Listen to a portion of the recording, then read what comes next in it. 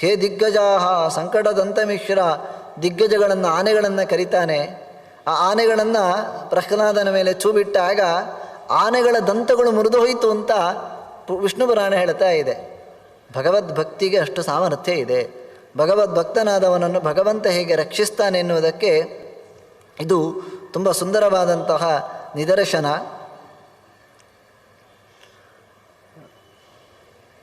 ಹೀಗೆ ತುಂಬ ಹಿಂಸೆಯನ್ನು ಅವನು ಕೊಡ್ತಾನೆ.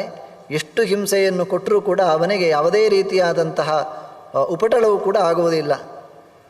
ಅವನನ್ನು ಮತ್ತೆ ಸಂಹಾರ ಮಾಡಬೇಕು ಅಂತ ಹೇಳಿದಾಗ ಪುರೋಹಿತರು ಹೇಳ್ತಾರಂತೆ, ಏನು ಇವನು ನಿನ್ನ ಮಗು ರಾಜನ್ ನಿಯಮ್ಯತಾಂ ಕೋಪೋ ಬಾಲೇಪಿ ತನಗೆ ನಿಜೆ. ರಾಜ, ಕೋಪವನ್ನು ಸ್ವಲ್ಪ ಕಡಿಮೆ ಮಾಡಿಕೊ. ಎಷ್ಟಿದ್ರೂ ಅವನು ನಿನ್ನ ಮಗ. ಬಾಲ್ಯದಲ್ಲಿ ದಾರಿ ತಪ್ಪುವುದು ಮಕ್ಕಳ ಸಹಜವಾದ ಧರ್ಮ. ಅವರ ಪ್ರಕಾರ ಇವನು ದಾರಿ ತಪ್ಪಿದ್ದಾನೆ ಹೇಳ್ತಾ ಇದ್ದಾರೆ. ಬಾಲ್ಯದಲ್ಲಿ ನಮಗೆ ನಾವು ಯಾವುದನ್ನು ಅಪೇಕ್ಷಿಸ್ತೇವೆಯೋ ಮಕ್ಕಳು ಹೀಗಿರಬೇಕು ಅಂತ ಅವರು ಹೇಳ್ತಾ ಇದ್ದಾರೆ, ಅವನು ದಾರಿ ತಪ್ಪಿಬಿಟ್ಟಿದ್ದಾನೆ. ಆದರೂ ನಾವು ಒಂದೇ ಸಮನೆ ಅವರಿಗೆ ಹಿಂಸೆ ಕೊಡಬಾರದು. ನೋಡೋಣ, ಇನ್ನೂ ಸ್ವಲ್ಪ ಪಾಠಗಳನ್ನೆಲ್ಲ ನಾವು ಮಾಡ್ತೇವೆ. ಆ ಪಾಠಗಳನ್ನೆಲ್ಲ ಕೇಳಿ ಅವನ ದುರ್ಬುದ್ಧಿಯನ್ನು, ಅಂದರೆ ಇವರ ಪ್ರಕಾರ ಅವನ ದುರ್ಬುದ್ಧಿಯನ್ನೆಲ್ಲ ತಿದ್ದುಕೊಳ್ಬಹುದು. ಒಂದು ವೇಳೆ ಅವರು ಕೇಳಲಿಲ್ಲ ಅಂತಾದರೆ ನಾವೇ ಅಲ್ಲಿಗೆ ಅವನಿಗೆ ವಿಷ ಹಾಕ್ತೇವೆ ಅವನ ಊಟಕ್ಕೆ. ಇಷ್ಟು ಬೇಗ ನೀನು ತೀರ್ಮಾನವನ್ನು ತೆಗೆದುಕೊಳ್ಬೇಡ ಅಂತ. ಅಧ್ಯಾಪಯಾಮಾಸಮುಹು ಉಪದೇಶಾಂತರೇ ಗುರುಹು. ತುಂಬ ಉಪದೇಶ ಕೊಟ್ಟರಂತೆ ಅರ್ಥ ಮತ್ತು ಕಾಮದ ಬಗ್ಗೆ. ಉಪದೇಶದ ಸಮೀಪದಲ್ಲಿ ಉಪದೇಶ ಎಲ್ಲ ಒಂದು ಸಲ ಮುಗಿಯುವಾಗ ಇವನು ಷಂಡ ಮತ್ತು ಮರ್ಕರು ಗುರುಕುಲದಲ್ಲಿ ಇಲ್ಲದ ಹೊತ್ತಿನಲ್ಲಿ ಪ್ರಹ್ಲಾದ ಮಕ್ಕಳನ್ನೆಲ್ಲ ಕರೀತಾನಂತೆ, ನೀವು ಬನ್ನಿ ಅಂತ. ಇವರದ್ದು ಪ್ರಹ್ಲಾದನ ಪಾಠ ಯಾರಿಗೆ? ದೈತ್ಯ ಬಾಲಕರಿಗೆ. ನೀವು ಅವನ ಪಾಠವನ್ನು ಕೇಳಿ, ಷಂಡಾಮರ್ಕರ ಗುರುಗಳಾದ ಅವರ ಪಾಠವನ್ನು ಕೇಳಿದ್ದೀರಿ. ನಾನು ಕೆಲವು ಪಾಠಗಳನ್ನು ಹೇಳ್ತೇನೆ, ಆ ಪಾಠವನ್ನು ನೀವು ಕೇಳಬೇಕು ಅಂತ. ಶ್ರೂಯತಾಂ ಪರಮಾರ್ಥೋಮೇ ದೈತೇಯಾದಿತಿಜಾತ್ಮಕಾಹ ಅಂತ. ಪರಮಾರ್ಥ ವಿಷಯವನ್ನು ನಾನು ನಿನಗೆ ಹೇಳ್ತೇನೆ. ನಾತ್ರ ಲೋಭಾಧಿಕಾರಣ, ಇದರಲ್ಲಿ ಯಾವುದೇ ರೀತಿಯಾದಂಥ ಲೋಭಗಳು ಇಲ್ಲ. ಅದರಿಂದ ನಾನು ಹೇಳಿದ್ದನ್ನು ನೀವು ಗಮನವಿಟ್ಟು ಕೇಳಬೇಕು ಅಂತ ಪ್ರಹ್ಲಾದನ ಉಪದೇಶ. ಏನು ಹೇಳ್ತಾ ಇದ್ದಾನೆ? ಎಲ್ಲ ಪುಟಾಣಿ ಬಾಲಕರು ಇರುವುದಲ್ಲಿ ಜನ್ಮ ಬಾಲ್ಯಂ ತತಃ ಸರ್ವೋ ಜಂತು ಪ್ರಾಪ್ನೋತಿ ಯೌವನಂ ಅವ್ಯಾಹತೈವ ಭವತಿ ತಥೋನು ದಿವಸಂ ಜರ. ಮಕ್ಕಳ ಹತ್ರ ಹೇಳ್ತಾ ಇದ್ದಾನೆ, ನೋಡಿ ಮಕ್ಕಳೇ, ಜನ್ಮ ಬಾಲ್ಯಂ ತತಃ ಸರ್ವೋ ಜಂತು ಪ್ರಾಪ್ನೋತಿ ಯೌವನಂ. ಬಾಲ್ಯ ಎನ್ನುವಂಥದ್ದು ಪ್ರತಿಯೊಂದು ಜೀವರಾಶಿಗಳಿಗೂ ಸಿಗುವಂಥದ್ದು. ಮತ್ತು ಸಹಜವಾಗಿ ಯೌವನಕ್ಕೂ ಅವನು ಕಾಲಿಡ್ತಾನೆ. ಅದು ಯಾವತ್ತೂ ಕೂಡ ನಿಲ್ಲುವಂಥದ್ದಲ್ಲ. ನಾವು ನೆನಪಿನಲ್ಲಿಟ್ಟುಕೊಳ್ಬೇಕೇನು? ತಥೋ ಅನುದಿವಸಂ ಜರ. ನಿರಂತರವಾಗಿ ನಮ್ಮನ್ನು ಮುಪ್ಪು ಎನ್ನುವಂಥದ್ದು ಕಾಡ್ತಾ ಇರುತ್ತದೆ ಅಂತ. ಇಲ್ಲ, 1 ವರ್ಷ ಆಯಿತು, 2 ವರ್ಷ ಆಯಿತು, 3 ವರ್ಷ ಆಯಿತು, ಮುಪ್ಪೆಲ್ಲಿ ಆಯಿತು. ಆದರೆ ಏನಿದ್ರೂ ಕೂಡ ಮುಪ್ಪಿಗೆ ಹತ್ತಿರ ಆಯಿತು. 10 ವರ್ಷ ನಮಗೆ ದಾಟಿತು ಅಂತಾದರೆ ನಾವು ಮುಪ್ಪಿಗೆ ಕಾಲಿಡಲಿಕ್ಕೆ ಅಷ್ಟು ವರ್ಷ ಹತ್ತಿರ ಆದೆವು ಅಂತ ಲೆಕ್ಕ. ನಿರಂತರವಾಗಿ ನಮಗೇ ಗೊತ್ತಿಲ್ಲದ ಹಾಗೆ ಮುಪ್ಪು ಎನ್ನುವಂಥದ್ದು ನಮ್ಮನ್ನು ಕಬಳಿಸ್ತಾ ಇರುತ್ತದೆ. ಮತ್ತೆ ಮುಪ್ಪು ಬಂದ ಮೇಲೆ ಅವನು ದೇಹವನ್ನು ತ್ಯಾಗ ಮಾಡಬೇಕು. ಆಗಮೋಯಂ ತಥಾಯಚ್ಚ ನೋಪಾದಾನಂ ವಿನೋದ್ಭವ. ಹೀಗೆ ಮತ್ತೆ ಹುಟ್ಟು, ಮತ್ತೆ ಸಾವು, ಮತ್ತೆ ಹುಟ್ಟು, ಮತ್ತೆ ಸಾವು, ಮತ್ತೆ ಅವನಿಗೆ ಪುನರ್ಜನ್ಮಗಳಿವೆ. ಅಷ್ಟರಲ್ಲಿ ಅವನು ಏನು ಸಾಧನೆಯನ್ನು ಮಾಡದಿದ್ದರೆ ಹೇಗೆ? ಅಲ್ಲ, ಇದೆಲ್ಲ ನಿನಗೆಲ್ಲ ಹೇಗೆ ಆಯಿತು? ಹೇಗೆ ಗೊತ್ತಾಯಿತು? ಈ ವಿಷಯಗಳನ್ನೆಲ್ಲ ನಾವು ಹೇಗೆ ನಂಬುವುದು? ಪುನರ್ಜನ್ಮ ಎನ್ನುವಂಥದ್ದು ನಮಗೆ ಗೊತ್ತಿಲ್ಲ, ಉಂಟೋ ಇಲ್ಲವೋ ಅಂತ ಪ್ರತ್ಯಕ್ಷ ಸಾಕ್ಷಿ ನಮಗಿಲ್ಲ. ಮತ್ತು ನಾವು ಹೇಗೆ ನಂಬುವಂಥದ್ದು? ಅದಕ್ಕೂ ಪುಟಾಣಿ ಪ್ರಹ್ಲಾದ ಹೇಳ್ತಾ ಇದ್ದಾನೆ, ಆಗಮೋಯಂ ಯಥಾ ಯಚ ನೋಪಾದಾನಂ ವಿನೋದ್ಭವ ಅಂತ. ಇದಕ್ಕೆಲ್ಲ ಪ್ರಮಾಣ ಅದು ಶಾಸ್ತ್ರ ಪ್ರಮಾಣ. ಪುರಾಣಗಳಲ್ಲಿ ಇದೆ, ವೇದ ಹೇಳ್ತಾ ಇದೆ ಜನ್ಮಾಂತರದ ಕಥೆಗಳನ್ನೆಲ್ಲ. ಆದ್ದರಿಂದಾಗಿ ಜೀವನಿಗೆ ಮತ್ತೆ ಹುಟ್ಟು ಇದೆ ಎನ್ನುವಂಥದ್ದು ಪುರಶಾಸ್ತ್ರ ಸ್ಪಷ್ಟವಾಗಿ ಹೇಳುವುದರಿಂದ ಜಾತಿ ಸ್ಮೃತಿ ಅಂತ ಅದನ್ನು ಕರೀತಾರೆ.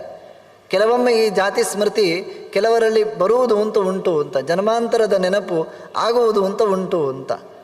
ಆದ್ದರಿಂದಾಗಿ ಪ್ರತಿಯೊಬ್ಬರೂ ಕೂಡ ಇದನ್ನು ಅನುಭವಿಸಲೇಬೇಕು. ಗರ್ಭವಾಸಾದಿ ಯಾವತ್ತೂ ಪುನರ್ಜನ್ಮೋಪಪಾದನಂ ಸಮಸ್ತಾವಸ್ಥಕರಂ ತಾವತ್ ದುಃಖಮೇವಾವಗಮ್ಯತಾಂ. ನೋಡಿ, ಗರ್ಭವಾಸಾದಿ ಯಾವತ್ತು ಮತ್ತೆ ಮತ್ತೆ ಜನ್ಮಕ್ಕೆ ಕಾರಣ ಆಗುವ ಆ ಗರ್ಭವಾಸದ ದುಃಖಗೆ ಏನಿದೆ ಪೂರ್ತಿ ದುಃಖಮಯ.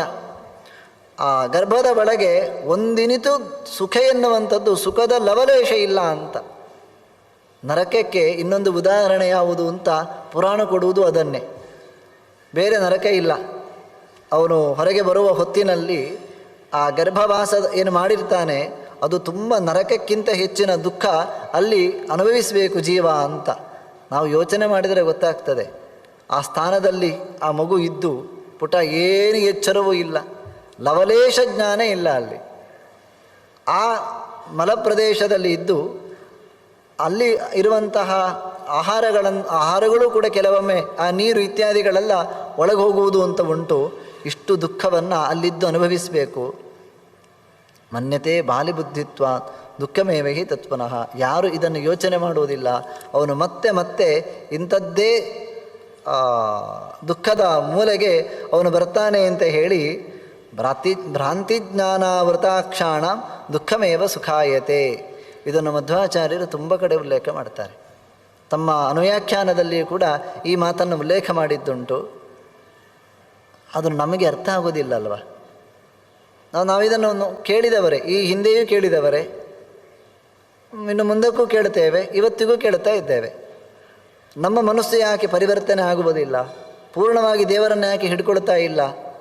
ಅದಕ್ಕೆ ಪುರಾಣ ಕೊಡುವ ಉತ್ತರ, ಪ್ರಹ್ಲಾದ ಕೊಡುವ ಉತ್ತರ ಭ್ರಾಂತಿಜ್ಞಾನಾವೃತಾನಂತೂ ಇಲ್ಲಿ ಭ್ರಾಂತಿರ್ಜ್ಞಾನಾವೃತಾಕ್ಷಾಣಾಮ್ ಅಂತ ಇದೆ. ದುಃಖಮೇವ ಸುಖಾಯತೆ.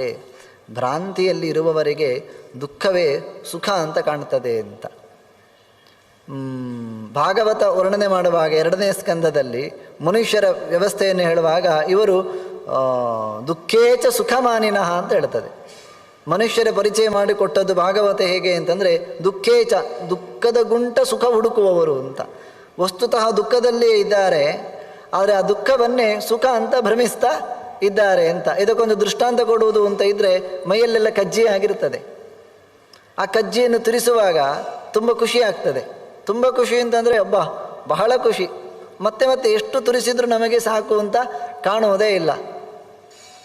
ಅದರ ಹಿಂದೆ ತುಂಬ ದುಃಖವನ್ನು ಅನುಭವಿಸಬೇಕಾಗ್ತದೆ. ಅದು ಕೀವು ಹೆಚ್ಚಾದಾಗ ಅದನ್ನು ಗುಣಪಡಿಸಲಾಗದ ಕಾಯಿಲೆಯಾಗಿ ಪರಿವರ್ತನೆಗೊಳ್ಳುವುದು ಉಂಟು. ಹಾಗೆಯೇ ಭ್ರಾಂತಿಜ್ಞಾನದಿಂದಾಗಿ ನಮಗೆ ಅರ್ಥವೇ ಆಗದ ಪರಿಸ್ಥಿತಿಯನ್ನು ನಾವು ತಂದುಕೊಂಡು ದುಃಖವನ್ನೇ ಸುಖ ಸುಖ ಅಂತ ನಾವು ಭ್ರಮಿಸ್ತೇವೆ ಅಂತ ಪ್ರಹ್ಲಾದ ಹೇಳ್ತಾ ಇದ್ದಾನೆ. ಕ್ವಶರೀರಂ ಅಶೇಷಾಣಂ ಶ್ಲೇಷ್ಮಾದೀನ ಮಹಾಚಯ. ಈ ಶರೀರದ ಬಗ್ಗೆ ಹೇಳುವುದಾ? ಈ ಶರೀರದ ಬಗ್ಗೆ ಏನು ಅಂತ ನಾವು ಹೇಳುವಂಥದ್ದು ಏನಿದೆ ಇದರಲ್ಲಿ?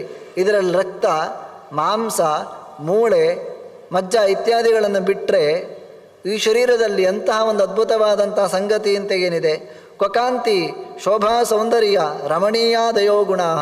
ಎಷ್ಟು ಸೌಂದರ್ಯ ಅಂತ ನಾವು ಯೋಚನೆ ಮಾಡಬಹುದು. ಎಷ್ಟು ಆಕರ್ಷಕರಾಗಿ ಆ ಶರೀರ ಇದೆ, ಆಕರ್ಷಕವಾಗಿ ಶರೀರ ಇದೆ ಅಂತ ಅವನು ಹೇಳ್ತಾ ಇದ್ದಾನೆ. ಮಾಂಸದಿಂದ ತುಂಬಿಕೊಂಡದ್ದು, ಮಲದಿಂದ ತುಂಬಿಕೊಂಡದ್ದು, ಮೂತ್ರದಿಂದ ತುಂಬಿಕೊಂಡದ್ದು, ಹೀಗೆ ಮಜ್ಜ ಅಸ್ಥಿ ಸಂಹತವು. ದೇಹೇ ಚೇತ್ ಪ್ರೀತಿಮಾನ್ ಮೂಢೋ ಭವಿತಾ ನರಕೇಪ್ಯಸು. ಹಾಗಾಗಿ ಕೇವಲ ಈ ಶರೀರವನ್ನು ಮಾತ್ರ ನಾವು ಗುರಿ ಇಟ್ಟುಕೊಂಡ್ರೆ ಅವನೇನು ಮಾಡ್ತಾನೆ? ಅವನು ನರಕಕ್ಕೆ ಹೋಗಿ ಬೀಳಬೇಕು. ನಮ್ಮ ಕೇವಲ ಇಡೀ ಬದುಕು ಶರೀರವನ್ನೇ ಕೇಂದ್ರೀಕೃತವಾಗಿಟ್ಟುಕೊಂಡ್ರೆ ಅವನಿಗೇನು ಗತಿ? ಅವನ ನರಕವೇ ಗತಿ. ಈ ಶರೀರ ಎನ್ನುವಂಥದ್ದು ಒಂದು ದೃಷ್ಟಿಯಿಂದ ಬಾಡಿಗೆಯ ಮನೆ ಇದ್ದ ಹಾಗೆ. ಬಾಡಿಗೆ ಮನೆಯನ್ನು ಯಾವತ್ತಾದರೂ ನಾವು ಒಂದಲ್ಲ ಒಂದು ದಿವಸ ಬಿಡಲೇಬೇಕು, ಬಿಡಲಿಕ್ಕಿದೆ. ನಾವು ಮಾಡಿದ ಎಲ್ಲ ಸಂಪಾದನೆಯನ್ನು ಕೂಡ ಬಾಡಿಗೆ ಮನೆಗೆ ಖರ್ಚು ಮಾಡಿದೆವು ಅಂತಾದರೆ ಏನಾದರೂ ಲಾಭ ಉಂಟಾ? ತಲೆ ಇದ್ದವ ಏನು ಮಾಡ್ತಾನೆ? ಮಾಡಿದ ಸಂಪಾದನೆಯನ್ನೆಲ್ಲ ಒಂದು ಕಡೆ ಸಂಗ್ರಹ ಮಾಡಿಕೊಂಡು ತನ್ನ ಸ್ವಂತ ಮನೆ ಮಾಡಿಕೊಳ್ಳುವಾಗ ಅದನ್ನೆಲ್ಲವನ್ನು ಕೂಡ ವಿನಿಯೋಗ ಮಾಡಿಕೊಳ್ಳುತ್ತಾನೆ. ಹಾಗೆಯೇ ನಮಗೆ ಭಗವಂತ ಈ ಶರೀರವನ್ನು ಬಾಡಿಗೆಯನ್ನಾಗಿ ಕೊಟ್ಟಿದ್ದಾನೆ. ನಾವು ಇಡೀ ಜೀವಮಾನ ಪೂರ್ತಿ ಕೇವಲ ಈ ಶರೀರದಕ್ಕೋಸ್ಕರವೇ ಒದ್ದಾಟ ಪಟ್ಟೆವು ಅಂತಾದರೆ ಈ ಶರೀರವನ್ನು ಒಂದು ದಿವಸ ಬಿಡಲಿಕ್ಕುಂಟು. ಆಗ ಮಾಡಿದ ಸಾಧನೆಗಳೆಲ್ಲ ಶೂನ್ಯ ಆಗಿ ಹೋಗ್ತದೆ. ಆದ್ದರಿಂದ ಆ ಪುಟಾಣಿಗಳಿಗೆ ಅವನು ಹೇಳ್ತಾ ಇದ್ದಾನೆ, ದೇಹೇ ಚೇತ್ ಪ್ರೀತಿಮಾನ್ ಮೂಢೋ ಭವತೆ ನರಕೇಪ್ಯಸೋ. ಕೇವಲ ದೇಹದ ಮೇಲೆ ಮೋಹವನ್ನು ಇಟ್ಟುಕೊಂಡು ದೇಹದ ಪ್ರೀತಿಗೋಸ್ಕರ ಕೇವಲ ದೇಹವನ್ನು ರಕ್ಷಣೆ ಮಾಡುವ ಉದ್ದೇಶದಿಂದ ಏನಾದರೂ ಜೀವನದಲ್ಲಿ ಕೇವಲ ಅದೇ ಗುರಿ ಆಯಿತು ಅಂತಾದರೆ ಅದು ನರಕಕ್ಕೆ ದಾರಿ ಆಗ್ತದೆ. ಆದ್ದರಿಂದಾಗಿ ನೀವು ಕೇವಲ ಶರೀರದ ಸುಖಕ್ಕೋಸ್ಕರ ಜೀವನವನ್ನು ಇಟ್ಕೊಳ್ಬಾರದು ಅಂತ. ಜನ್ಮನ್ಯತ್ರ ಮಹದ್ದುಃಖಂ ಮ್ರಿಯಮಾಣಸ್ಯ ಚಾಪಿಯತ್ ಯಾತನಾಸು ಯಮಸ್ಯೋಗ್ರಂ ಗರ್ಭಸಂಕ್ರಮಣೇಶು ಚ ಗರ್ಭೇಶು ಶುಕಲೇಶೋಪಿ ಭವದ್ಭಿ ಅನುಮೀಯತೆ. ಅವನು ಒಂದು ದೃಷ್ಟಿಯಿಂದ ಪ್ರಶ್ನೆ ಮಾಡಿದ ಹಾಗೆ, ಗರ್ಭದಲ್ಲಿ ಲವಲೇಶ ಸುಖವನ್ನಾದರೂ ಕೂಡ ಯಾರಾದರೂ ಕಂಡದ್ದುಂಟೋ? ಯಾರೂ ಕೂಡ ಗರ್ಭದಲ್ಲಿ ಲವಲೇಶ ಸುಖವನ್ನು ಕಂಡದ್ದಿಲ್ಲ. ಮಾಂ ಜಾನೀತವಯಂಬಾಲ ದೇಹಿ ದೇಹೇಶು ಶಾಶ್ವತಃ ಜರಾ ಯೌವನ ಜನ್ಮಾದ್ಯ ಧರ್ಮಾದೇಹಸ್ಯ ನಾತ್ಮನಃ ಭವತಾಂ ಕಥ್ಯತೆ ಸತ್ಯಂ ವಿಷ್ಣುರೇಕ ಪರಾಯಣ. ನನ್ನ ಮಾತನ್ನು ಕಡೆಗಣಿಸಬೇಡಿ. ಈ ಸಾಧನೆಯನ್ನು ನಾವು ಮಾಡಿದೆವು. ನಾವು ಪುಟಾಣಿ ಮಕ್ಕಳಿದ್ದೇವೆ. ನೀವು ಯೋಚನೆ ಮಾಡ್ಬೋದು, ಮಕ್ಕಳೇ, ನಾವು ಇನ್ನೂ ಸಣ್ಣ ಮಕ್ಕಳು, ನಾವು ಇನ್ನೂ ಎತ್ತರಕ್ಕೆ ಬೆಳೀಲಿಲ್ಲ. ದೊಡ್ಡವರಾದ ಮೇಲೆ ದೇವರ ಬಗ್ಗೆ ತಿಳ್ಕೊಳ್ಳುವಂಥದ್ದು ಉಂಟೇ ಉಂಟು. ನೀನು ಈಗಲೇ ಕಲಿಬೇಕು ಅಂತ ಹೇಳ್ತಾ ಇದ್ದಿ. ನಾವೇಕೆ ಇಷ್ಟು ಬೇಗ ದೇವರ ಬಗ್ಗೆ ಕಲಿಬೇಕು? ಸ್ವಲ್ಪ ಪ್ರಾಯ ಆದ ಮೇಲೆ ದೇವರ ಬಗ್ಗೆ ಯೋಚನೆ ಮಾಡ್ಬೋದಲ್ವಾ? ಅದಕ್ಕೆ ಅವನು ಹೇಳ್ತಾ ಇದ್ದಾನೆ, ಬೇಡ. ಯಾಕೆ? ಈ ದೇಹ ಎನ್ನುವಂಥದ್ದು ಶಾಶ್ವತವಾದದ್ದಲ್ಲ. ಇನ್ನೊಂದೇನು ಗೊತ್ತಾ? ನೀವು ಈಗ ಆರಂಭ ಮಾಡುವುದಲ್ಲ. ದೇಹೇಶು ಶಾಶ್ವತಃ. ದೇಹಿ ಅಂತಂದರೆ ದೇಹದಲ್ಲಿ ಇರುವಂತಹ ಜೀವ. ಅವನು ಶಾಶ್ವತನಾಗಿ ಇರುವವನು. ಹಿಂದಿನ ಜನ್ಮದಲ್ಲಿ ನೀವು ಏನೋ ಸಾಧನೆಯನ್ನು ಮಾಡಿದ್ದೀರಿ. ನೀವು ಈ ಜನ್ಮದಲ್ಲಿ ಈಗ ಆರಂಭ ಮಾಡುವಂಥದ್ದಲ್ಲ. ಹಿಂದಿನ ಎಷ್ಟೋ ಜನ್ಮದಲ್ಲಿಯೇ ನಿಮ್ಮ ಸಾಧನೆ ಎನ್ನುವಂಥದ್ದು ಆರಂಭಗೊಂಡಿದೆ. ಜರಾಯೌವನ ಜನ್ಮಾದ್ಯ ಧರ್ಮಾದೇಹಸ್ಯ. ಈ ಎಲ್ಲ ಅವ್ಯವಸ್ಥೆಗಳು ಕೂಡ ಅದು ದೇಹಕ್ಕೆಯೇ ಹೊರತು ಜೀವನಿಗೆ ಅಲ್ಲ, ಆತ್ಮನಿಗೆ ಅಲ್ಲ. ಅದೆಲ್ಲ ಕೇವಲ ದೇಹಕ್ಕೆ ಮಾತ್ರ. ಹಾಗಾಗಿ ಸಾಧನೆ ಯಾವ ಹೊತ್ತಿನಲ್ಲಿ ಆದರೂ ಮಾಡುವುದೇ. ನನಗೆ 60 ದಾಟಿತು, ಇನ್ನು ಮಾಡಲಿಕ್ಕೆ ಸಾಧ್ಯ ಇಲ್ಲ. ಪುರಾಣ ಆಶ್ವಾಸನೆ ಕೊಡ್ತಾ ಇದೆ, ನಿಮಗೆ ದೇಹಕ್ಕೆ ಸಂಬಂಧ, ನೀವು ಓದುವಂಥದ್ದು ದೇಹಕ್ಕೋಸ್ಕರ ಅಲ್ಲ, ದೇಹವನ್ನು ಬಿಟ್ಟು ಹೋಗಲಿಕ್ಕಿದೆ. ಕೊನೆಯ ತನಕ ಎಷ್ಟು ನಾವು ಕೇಳ್ತೇವೆಯೋ ಅಷ್ಟೂ ಲಾಭವೇ. ಅದರಲ್ಲಿ ಯಾವುದೇ ರೀತಿಯಾದ ನಷ್ಟ ಇಲ್ಲವೇ ಇಲ್ಲ. ಕಾರಣ ಅದು ಜೀವನಲ್ಲಿ ಎಲ್ಲವೂ ಕೂಡ ಉಳಿದುಕೊಂಡಿರ್ತದೆ, ದೇಹವನ್ನು ಮಾತ್ರ ಬಿಟ್ಟು ಹೋಗಲಿಕ್ಕೆ. ಅದರಿಂದಾಗಿ ನೀವೇನು ಮಾಡಬೇಕು? ಎಷ್ಟು ಸಾಧ್ಯವೋ ಅಷ್ಟು ದೇವರ ಬಗ್ಗೆ ತಿಳ್ಕೊಳ್ಳಿಕ್ಕೆ ಪ್ರಯತ್ನ ಪಡಬೇಕು. ಆಗ ನಿಮ್ಮ ಜೀವನ ಎನ್ನುವಂಥದ್ದು ಸಾರ್ಥಕವಾಗ್ತದೆ.